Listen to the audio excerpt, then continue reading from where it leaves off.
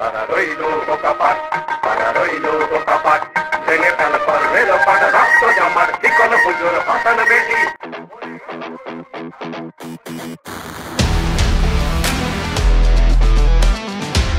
শুরুটা সরকারি চাকরিতে কোটার বৈষম্য নিয়ে, একজন দুজন করে ধীরে ধীরে বড় হতে থাকে দাবি আদায়ের আওয়াজ। দাবি মেনে নেওয়ার বিপরীতে তুচ্ছ তাচ্ছিল্য করে আন্দোলনে থাকা শিক্ষার্থীদের উদ্দেশ্যে বলা সরকার প্রধান শেখ হাসিনার রাজাকার শব্দ নিয়ে ফুঁসে ওঠে আন্দোলনকারীরা।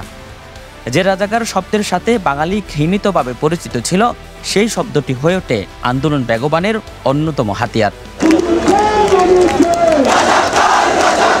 অবস্থা বেগতিক দেখে শিক্ষার্থীদের উপর দমন পীড়ন শুরু করে সরকার।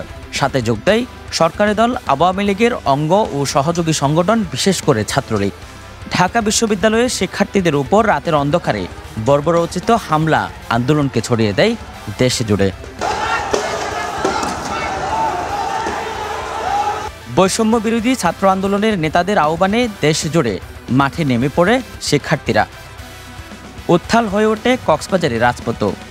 দাবি আদায়ে সকাল সন্ধ্যা রাজপথ না ছাড়া নাছোড়বান্দা শিক্ষার্থীদের উপর প্রকাশ্যে গুলিবর্ষণের মতো ঘটনাও ঘটেছে সর্বত্র। দেশ জুড়ে পড়ে যায় লাশের মিছিল।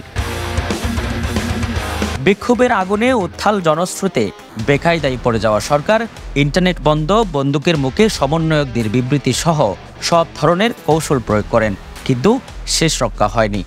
জনগণের অগোচরে গণভবন ছেড়ে শেখ হাসিনাকে পালিয়ে যেতে হয় পার্শ্ববর্তী দেশ ভারতে। দেশ হয় আওয়ামী সরকারের জিম্মি দশা থেকে মুক্ত। শেখ হাসিনা ভারতে পালিয়ে যাওয়ার খবরে গণভবন আর সংসদে যে লুঠের ঘটনা ঘটেছে, সেটি আমাদেরকে শ্রীলঙ্কান সরকার পতন পরবর্তী অবস্থার দিকে নিয়ে গিয়েছিল। 2022 সালে মাত্র 2 বছর আগে দক্ষিণ এশিয়ার আরেক দেশ শ্রীলঙ্কায় সরকার পতনের পরও একই চিত্র দেখা গিয়েছিল। ক্ষুব্ধ জনগণ সেখানেও সরকার প্রধানের ভবন দখলে নিয়েছিল। টানা 15 বছরেরও বেশি সময় ধরে সরকার চালানো আওয়ামী লীগের কাছ থেকে দেশকে মুক্ত করতে ছাত্র জনতার অভ্যুত্থানকে আখ্যা দেওয়া হয় আরেকটি স্বাধীনতা বলে। এক নতুন বাংলাদেশ। হয়তো এই বাংলাদেশের অপেক্ষাতেই ছিল বাঙালি। দুঃশাসন আর শোষণের বঞ্চনা থেকে মুক্তি পেতে জনতার জনস্রোত হয়তো এভাবেই বন্দুকের মুখে সড়কে দাঁড়িয়ে যায় সকল অন্যায়ের বিরুদ্ধে। যুগে যুগে আবু সাঈদের মতো বীর যোদ্ধারা বুক পেতে গুলিকেই রক্ষা করে যায় দেশকে। যুদ্ধক্ষেত্রে পানি দিয়ে বঞ্চনার তৃষ্ণা মেটানোর মুগ্ধরা হয়তো জাতির ক্রান্তিলগ্নেই জন্মায়। বিজয়ের পর পুলিশি কার্যক্রম স্থগিত থাকলেও রাস্তার ট্রাফিক জ্যাম, রাতে মানুষের বাসাবাড়ি লুট ঠেকাতে নিরাপত্তা দেওয়া সহ সব ধরনের কাজে এখনও অকুত ভয়ের মতো নেতৃত্ব দিয়ে যাচ্ছে শিক্ষার্থীরা। যে শিক্ষার্থীদের ট্রাফিক সিগন্যাল সম্পর্কে বাস্তব কোনো ধারণাই নেই, তারাই গত 6 আগস্ট থেকে নিপুণভাবে সামলে আসছে সড়কের শৃঙ্খলার দায়িত্ব। অনুধাবন করছেন রোদ বৃষ্টিতে সড়কে দাঁড়িয়ে থাকা ট্রাফিক পুলিশের কষ্ট। এখন বর্তমান আমরা যেটুকু দেখলাম, আগের চাইতে এখন মানুষের নিয়ম বেশি মানতেছে। দেশের সেবায় নিজেকে নিয়োজিত রাখা একটু ভালো গুণ, পাশাপাশি মানুষের সেবা করাও একটি শিক্ষার্থীর কাজের নৈতিকতার মধ্যে পড়ে। এখন আমরা নিজ উদ্যোগে এটা পালন করতেছি। আর এখন যারা আগে তো মানতো না অনেকে, এখন সবাই মানতেছে। আমাদের পুলিশরা যারা ছিলেন তারা সবাই খুব চেষ্টা করেছিলেন যে এই নিয়মগুলো যেন সবাই মানে মেনে চলে আর কি।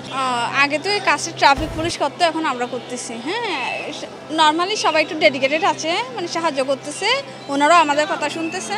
কক্সবাজারের মানুষ 2017 সাল থেকে বাংলাদেশের গলায় ঝুলে থাকা রোহিঙ্গা সমস্যার সমাধান, বাকখালী নদীর দখল উচ্ছেদ, কুহিলিয়া নদীর প্রাণ ফেরানো গালগল্প বাদ দিয়ে সত্যিকারের আন্তর্জাতিক পর্যটন কেন্দ্র, ঘোষ ছাড়া ভূমি অধিগ্রহণের চেকপাস, নানা অজুহাতে জন্ম মৃত্যু নিবন্ধন আর পাসপোর্টের হয়রানি রোধ, বিনা ঘুষে সরকারের সেবা চান নতুন সরকারের কাছে।